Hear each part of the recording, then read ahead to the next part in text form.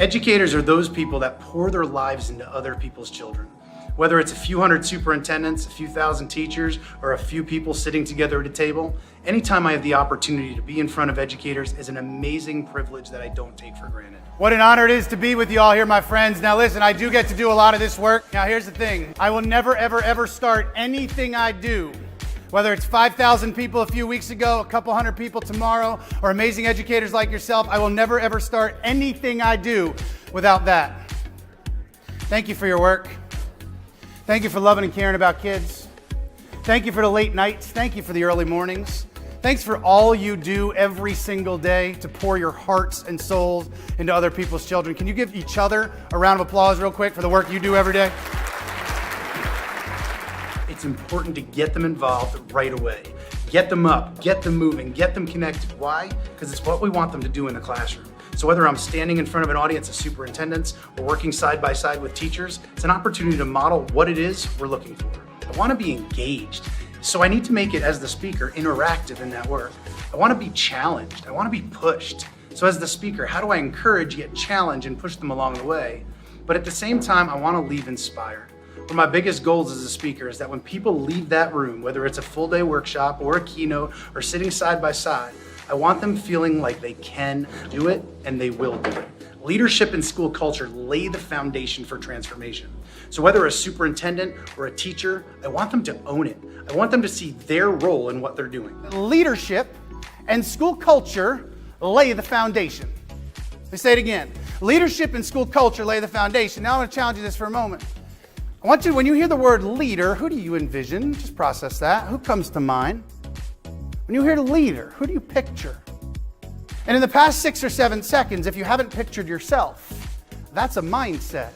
You see, every one of you in this room is a leader for kids. Today's world is changing so fast.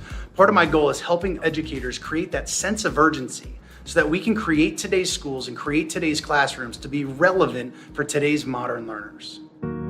Here's the power you have. You see, there's students in your classrooms, students in today's classrooms that will create new industries that employ hundreds or thousands or maybe millions of people. There's kids sitting in your classrooms that are going to find cures to things that our generations never could. There's kids sitting in your classrooms. They're going to solve problems that we never could. On one hand, that's humbling. On another hand, that's the power in your work every day. Never, ever say that you are just an educator. I also want to help educators focus on their why. They have so much on their plates, new things poured on all the time. Why do they do what they do? Because in our chaotic world, it's so easy to lose sight of our purpose. I can help educators focus on why they do what they do, so ultimately we can be the best we can be for kids. You know what else about kids today? They have so many of the exact same needs that we did. They need to be loved. They need to be cherished. They need to feel like they belong. They need to be part of something great. Kids today need an adult that will run through walls for them, do they not? They have so many of the exact same needs that we have. But you know what else kids today have? They have more opportunities to change the world than we ever did. You see, in a connected world, a kid sitting here in Kansas connect with anybody in the world. I didn't have that opportunity. Many of you didn't as well.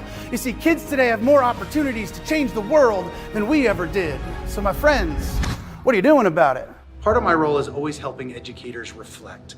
They are doing great things, but we need to continue to move forward. Helping educators reflect on their current practice will help them get better. You see, it's a lot like us in education because sometimes it's our own lens that gets in the way. It's our own mindset at times that can inhibit our ability to see things differently. It's our mindset that we need to sometimes change to ultimately redefine what's possible. So when I'm working with educators, I have 3 main goals.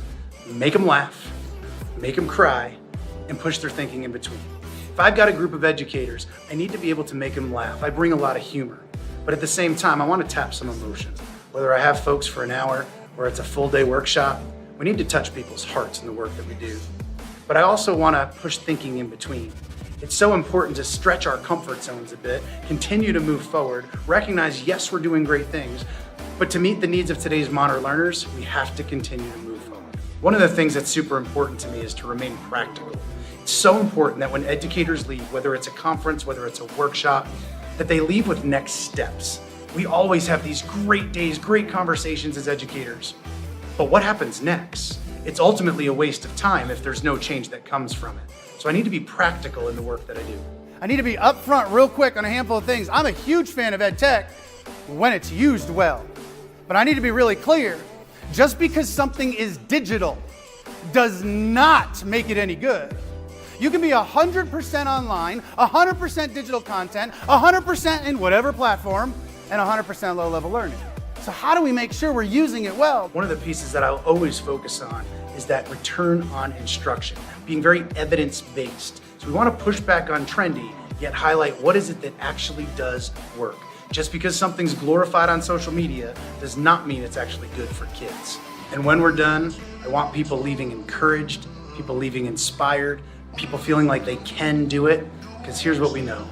The work is hard. The work is emotional. The work is stressful, but our kids are worth it. And together, we can do this.